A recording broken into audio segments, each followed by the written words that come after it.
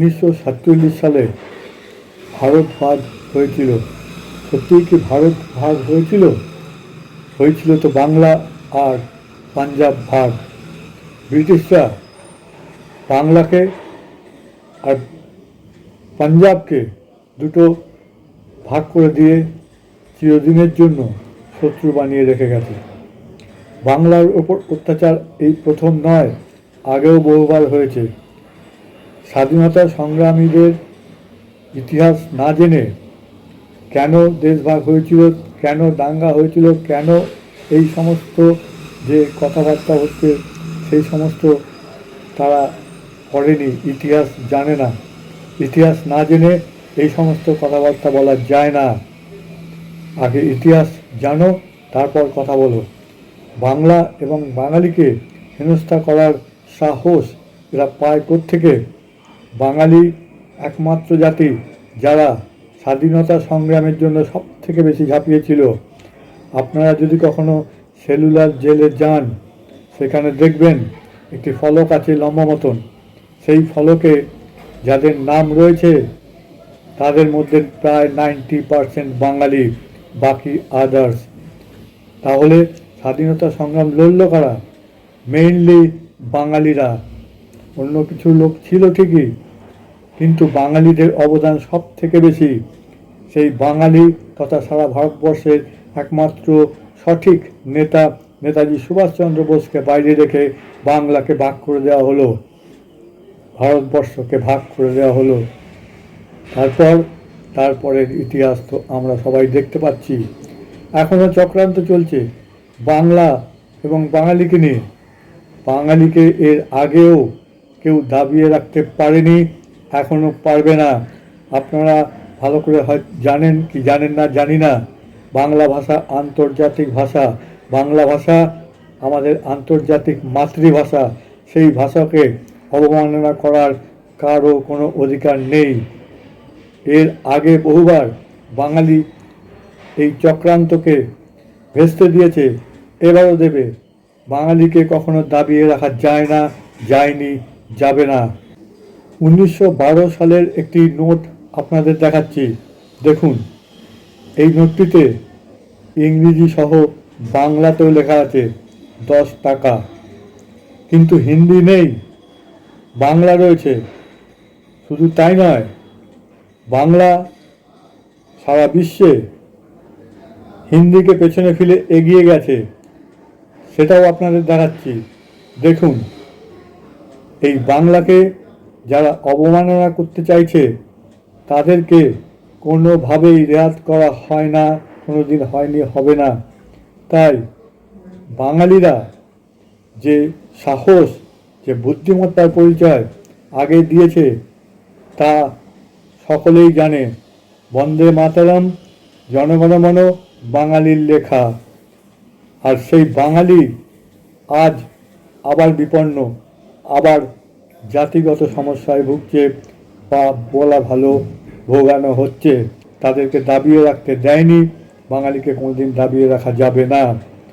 বাংলা ভাষা আন্তর্জাতিক স্বীকৃতি সম্পন্ন একটি ভাষা, আমাদের ভাষা, মাতৃভাষা। বাংলাকে দাবিয়ে রাখার জন্য যেই অপচেষ্টা চলছে তা কোনোদিনই সফল হবে না। বাঙালিকে দাবিয়ে রাখার আপ্রাণ চেষ্টা সেই বহু যুগ যুগ ধরেই হয়ে আসছে। ইতিমধ্যে পশ্চিমবঙ্গে বেশ কিছু জায়গাতে বাঙালিরা কিন্তু সংখ্যালঘু, আপনারা জানেন। পানিহাটি, এদিকে আপনার আসানসোল, চিত্তরঞ্জন, ভাটপাড়া, এ সমস্ত তো বাঙালি সেখানে কম। আরও একটি কথা বলে রাখা ভালো, বাঙালিকে সরিয়ে এখানে হিন্দি রাজত্ব কায়েম করার একটা অপচেষ্টা চলছে বিভিন্ন নামে। তার এনআরসি বলুন বা অন্য কিছু বলুন, এসআইআর বলুন বা অন্য কিছু বলুন, যাই বলুন না কেন, কিছু না একটা কিছু তো নাম দিতে হয়। তাই দিয়ে বিশেষ করে বাঙালিদের হেনস্থার চক্রান্ত। আসামের দিকে তাকান, আসামে যে ডিটেনশন ক্যাম্পে 19 লক্ষ লোক রয়েছে, আরও বেশি হতে পারে, তার মধ্যে 10 লক্ষের বেশি বাঙালি। সেখানে অসমিয়া কজন আছে? নেই বলা যায়। ঠিক সেইভাবেই পশ্চিমবঙ্গ থেকে বেশ কিছু বাঙালিকে ডিটেনশন ক্যাম্পে যে ভবিষ্যতে যেতে হবে না তার কিন্তু কোনো গ্যারান্টি নেই। আপনারা সাবধান হয়ে যান। বিভিন্নভাবে বাঙালিকে হেনস্থা করার চক্রান্ত চলছে। আরও একটি কথা আপনাদের জানাই, দেশভাগের সময় শ্যামাপ্রসাদ মুখোপাধ্যায় বলেছিলেন যে ভারত ভাগ হোক বা না হোক, বাংলা যেন ভাগ হয়।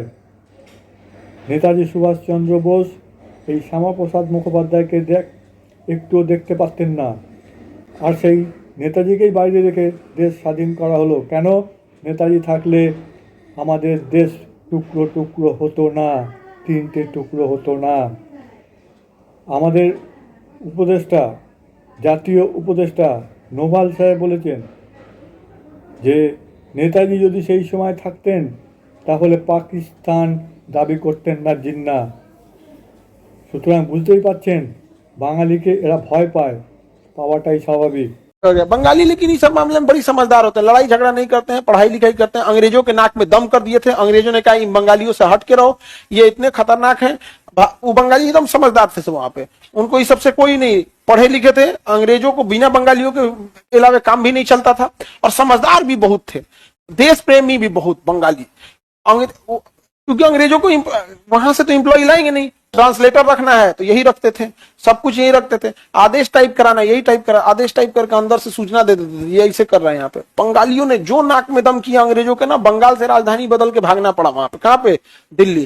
कहा कि यार ये सब अजीब आदमी है, सब हिंदी भी बोलता है, सब फिर कुछ और बोलने लगता है सब। तो बोला गया कुछ और नहीं, वो बंगाली है वो।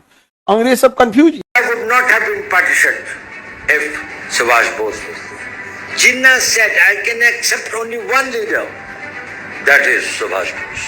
He gave that spirit of this thing courage. And see the poems that were written at that time for the Azad Hind Fauj. When he says, Kadam kadam badhaye ja, khushi ke geet gaye ja, kaum ki hai zindagi, kaum pe lutaye। Netaji থাকলে আমাদের দেশ টুকরো টুকরো হতো না, তিনটে টুকরো হতো না। সুতরাং বুঝতেই পারছেন বাঙালিকে এরা ভয় পায়, পাওয়াটাই স্বাভাবিক। তবে বাঙালিদের মধ্যে একটি এমন জিনিস রয়েছে যেটা কারোর মধ্যে নেই। শুধু এটুকুই বলবো, বাঙালি জাগো। আর সবথেকে বড় কথা হলো, আজ পর্যন্ত কোনো দিন কেউ বাঙালিকে দাবিয়ে রাখতে পারেনি, ভবিষ্যতেও পারবে না, এটা একদম নিশ্চিত। ধন্যবাদ, ভালো থাকবেন।